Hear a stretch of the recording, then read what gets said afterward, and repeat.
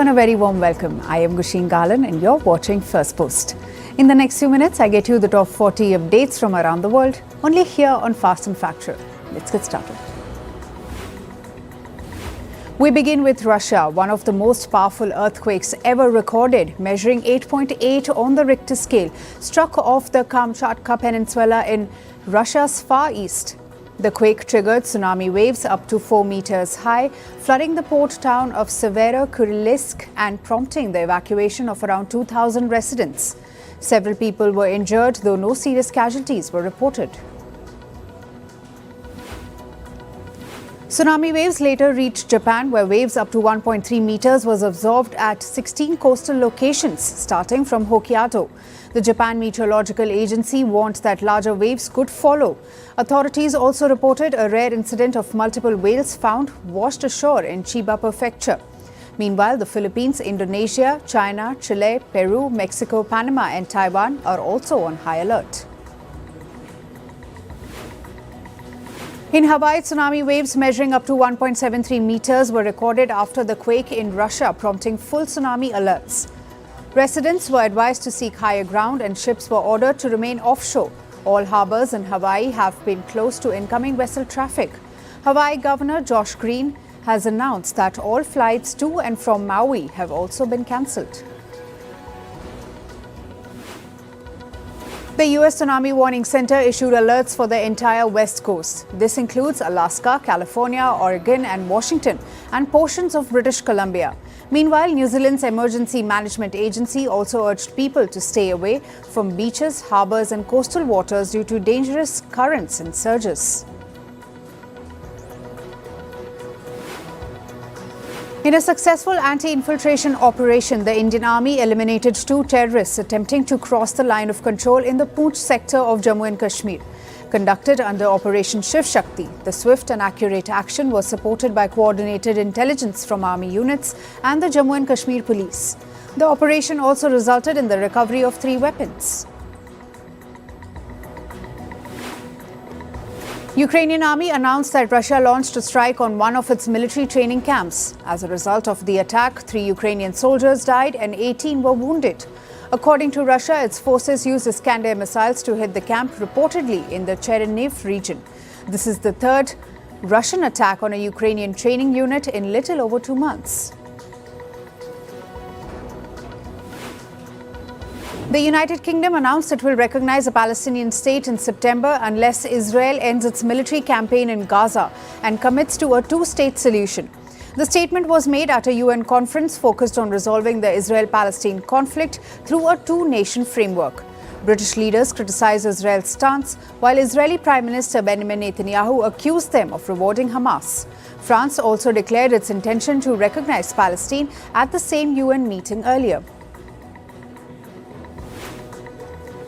The Indian Space Research Organisation will launch the NASA ISRO Synthetic Aperture Radar System today from Sriharikota. The launch using the GSLV F-16 rocket began its countdown on Tuesday. NISAR is an advanced Earth observation satellite capable of mapping the planet day and night in all weather conditions. It will scan the entire globe every 12 days, capturing highly detailed surface images with a resolution of less than a centimeter. The mission is notable for being the first hardware collaboration between ISRO and NASA. Turkey has introduced 2 advanced non-nuclear bombs, Gazap and Haylet, at the 17th International Defence Industry Fair in Istanbul. Developed by the National Defence Ministry R&D Centre, Gazap is reportedly to be 3 times more powerful than similar weapons, with a blast radius of 1 kilometre and 10,000 explosive particles. Haylet, on the other hand, is a bunker buster bomb and can penetrate up to 7 meters of C-50 grade concrete.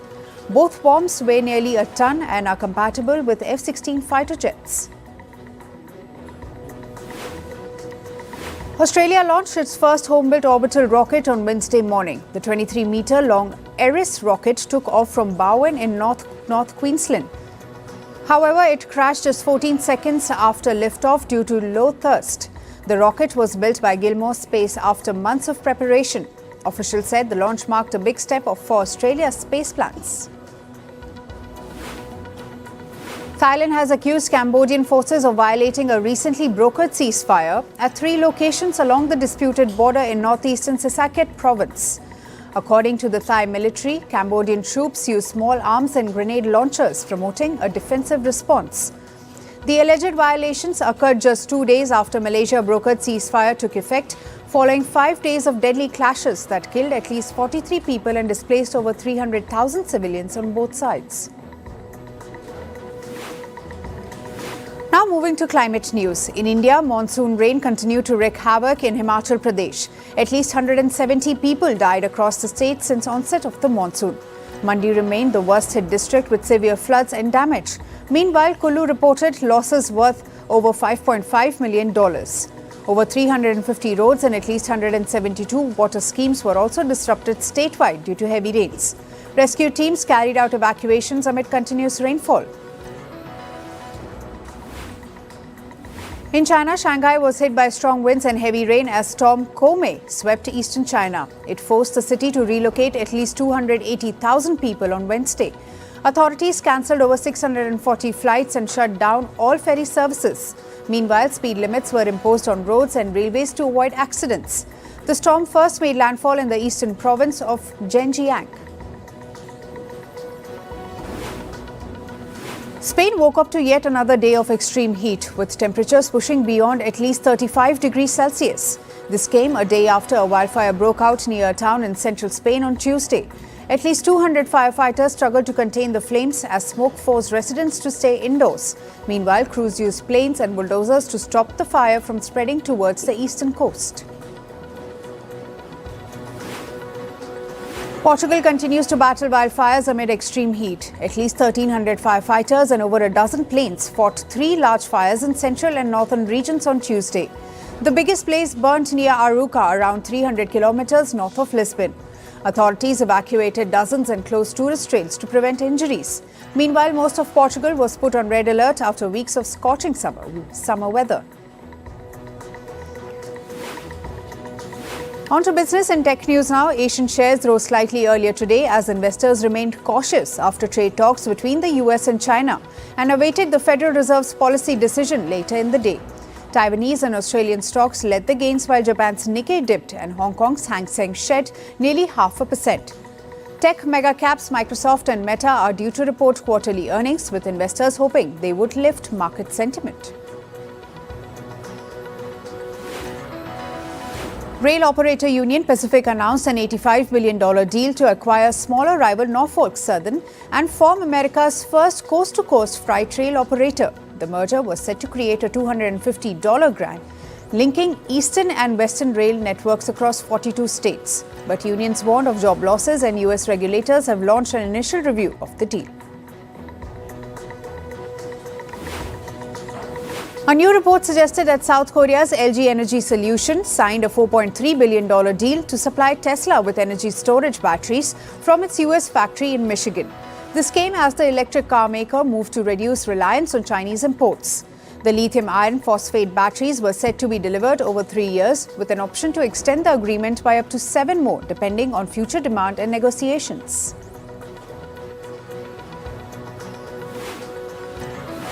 France's Decathlon announced plans to double its sourcing from India, targeting $3 billion in goods over the next 5 years as it expanded operations in the world's most populous country. The retailer said it would source 15% of its products from India by 2030, focusing on footwear, fitness equipment and technical textiles to meet growing demand in domestic and global markets. Decathlon entered India in 2009 and said it would create over 300,000 jobs nationwide. Investors wiped $70 billion off Novo's Nordic market value on Tuesday after the Danish drug maker slashed its sales projections for this year and announced a new CEO. The stock plunged nearly 30% at one point before trimming losses to trade more than 20% lower by mid-afternoon. It's now down 44% this year. The weight loss drug maker cut its 2025 sales growth forecast to between 8 and 14%, down from a range of 13 to 21%. Japanese automaker Nissan said it would end production at CVAC plant in Mexico by March next year. The company planned to shift operations to another site in northern Mexico later this year. The move was part of a global restructuring to cut costs and reduce its number of factories. Brazil's beef industry said it stood to lose $1 billion if the US went ahead with a 50% tariff on imports from Brazil that were threatened by President Trump earlier this month. The lobby group, ABEC, said sales to the US would become unviable as no other market could absorb the same volume or offer similar prices. A new report suggested that Microsoft was reportedly in advanced talks to retain access to OpenAI's latest models. This includes a scenario where the startup declares it has achieved artificial general intelligence or AI that surpasses human intelligence. The talks were reportedly centered around revising a clause in their existing agreement, which could otherwise limit Microsoft's rights if OpenAI reaches artificial general intelligence. Australia said it was adding YouTube to its upcoming ban on social media for teenagers. The government reversed an earlier exemption after a survey found 37% of minors reported harmful content on the platform. The law, set to take effect in December, threatened fines of up to $32 million for non-compliance. The women-only US dating advice app T has suspended messaging after a series of data breaches exposed identities and private chats of its users. The company said the FBI was investigating while reports revealed the leak included names, selfies and medical discussions of users. The app reportedly has 4.6 million users. Moving to sports, today we begin with cricket. Ahead of the fifth and final test versus England, India head coach Gautam Gambhir got into a heated exchange with oval pitch curator Lee Fortis. The spat reportedly involved pitch inspection. The altercation was diffused after India batting coach Sitanshu Kotak stepped in. Team India pace ace Jasprit Bumrah is likely to miss the fifth test against England starting July 31st. The BCCI medical team has reportedly advised Bumrah to rest, prioritising the number one test bowler's long-term fitness. Bumrah featured in the first, third and fourth tests, skipping the Edgbaston match. He wasn't expected to play all five already, with Akashdeep tipped to replace him. New Zealand named Mitchell Santner their test captain. This after skipper Tom Latham was ruled out of the first test against Zimbabwe due to an injury. Latham suffered the injury while fielding in a domestic T20 game in England, but the left-handed top-order batter will continue to remain with the squad, with the hope that he regains full fitness ahead of the second Zimbabwe test match. In tennis, women's world number 2 Coco Gauff entered round of 32 of the Canada Open. The French Open champion outclassed US compatriot Danielle Collins 7-5, 4-6, 7-6. The 21-year-old Gauff fired 23 double faults against 3 aces, but closed out the match with an ace after 2 hours and 55 minutes. Men's world number 3 Alexander Zverev recorded a straight set win over Australia's Adam Walton to reach the third round of the Toronto Masters. The German top seed, who lost in the Wimbledon first round, has spent the last few weeks dealing with a mental burnout. Zverev also made it a trip to Rafael Nadal's Mallorca Academy for consultations and reported career advice.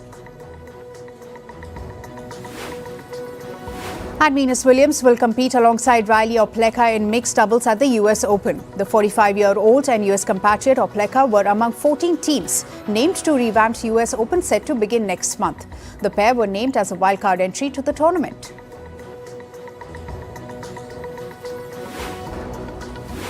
In badminton, Star India men's doubles pair Chirag Shetty and Satvik Sairaj Raniki Reddy advanced in the Macau Open. The world number 10 duo beat a Malaysian pair 21-13, 21-15 in their opening clash of the tournament. The match lasted just 36 minutes. And India's Ayush Shetty, the recently crowned US Open champion, advanced to the round of 16 in Macau Open. The 20-year-old beat his opponent from Chinese Taipei 21-10, 21-11 in just 31 minutes. In mixed doubles, the fifth seed duo of Dhruv Kapalia and Tanisha Crasto beat a Thai pair in straight sets as they also entered the round of 16 stage of the tournament. Meanwhile, the global badminton governing body BWF released the list of fastest smashes delivered at the China Open. At over 397 kilometers per hour, India's double Olympic medalist PV Sindhu recorded the fastest smash in the women's singles. Sindhu was beaten by compatriot Unnati Huda in the round of 16 of the tournament last week. In football, goalkeeper James Trafford signed a deal to return to Manchester City from Burnley. City reported activated a $36.7 million buyback clause for the 22-year-old. Trafford, who never played for the City senior team during his first spell, left for Burnley in 2023.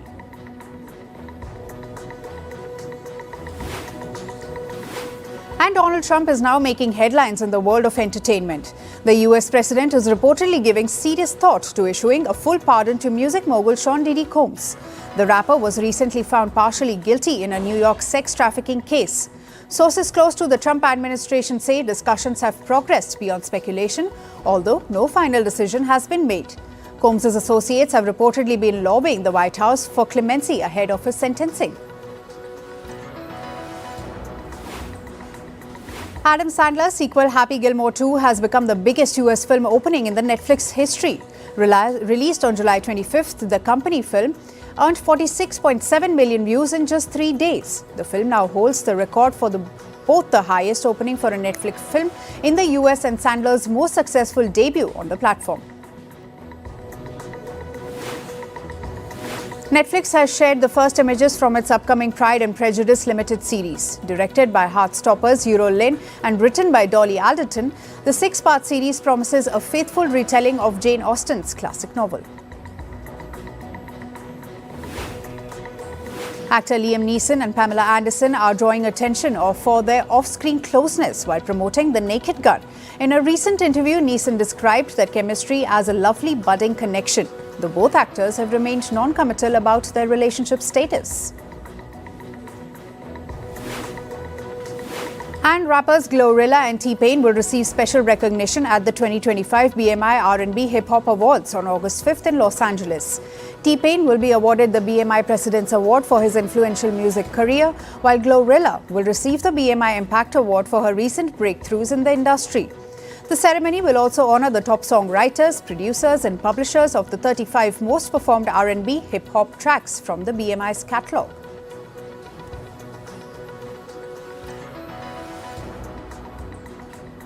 That's all for today. Thank you for joining us. I am Gusheen Galan and we'll see you right back here tomorrow.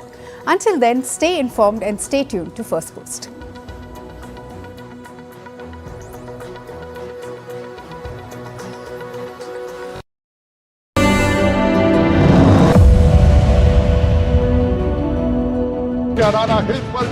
Aircraft were lost. आतंकवादी मारे गए, आपको इसका भी आनंद नहीं है? You told our pilots, do not attack their air defense system.